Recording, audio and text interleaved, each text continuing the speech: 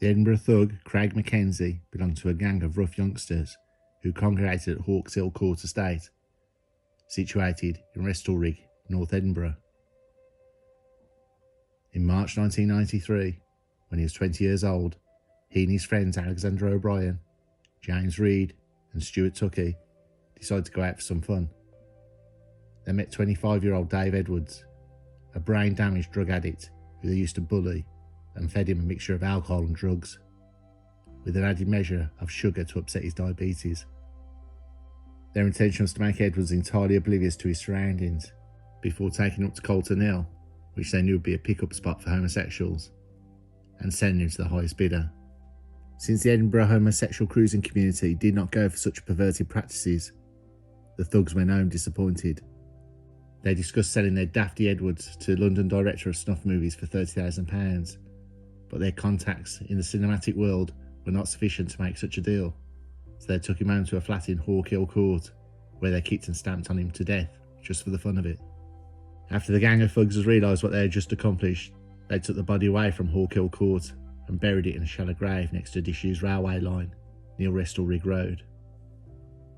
Fearful that the foxes and badgers would dig it up and devour the remains of Dafty Dave, they later removed the body into the grounds of Seafield Crematorium, more than half a mile away, using a wheelbarrow, and reburied it in one of the flower beds there. But a gravedigger discovered the newly dug grave.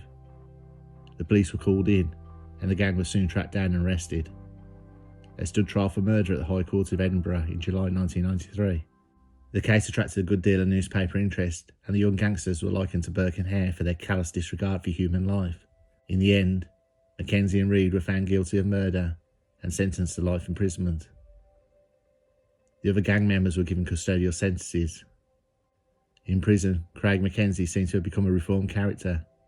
He was helped by a prison charity founded by Sir Elton John, and was instrumental in founding a service for informing prisoners about AIDS and other disagreeable diseases. Behind bars, he befriended the triple axe murderer Thomas McCulloch, who had spent 4 decades in custody. Thanks to his charitable work, Craig Mackenzie became a candidate for a release in 2005. His original 14-year sentence was cut by 2 years, and he was released shortly after. Craig Mackenzie kept in touch with several of his former prison buddies, one of them the murderer, Andrew Fisher, a rough type who had killed his wife in 1990 and spent 11 years inside. In 2013, Fisher lived in Musselburgh and worked as a part-time shop assistant. He regularly visited Craig Mackenzie, who worked with various charities for criminals and homeless people, at his flat in Milton Street, Abbey Hill. Since Fisher drank hard and liked to smoke strong marijuana cigarettes, he could behave as a complete lunatic at some times.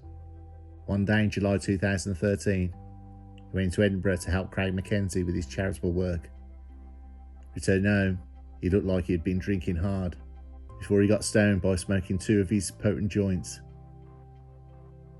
The following day, he telephoned his partner Sandra White and told her that he had murdered Craig Mackenzie because he suspected that his former prison buddy had been drugging and raping him. And indeed, after a 999 call that had been made to the police, the lifeless body of Craig Mackenzie was found inside the flat at 21 Milton Street, with 32 knife wounds to the head, neck and torso. Andrew Fisher pleaded guilty to culpable homicide on the basis of diminished responsibility and was indefinitely detained at the State Mental Hospital, Carstairs,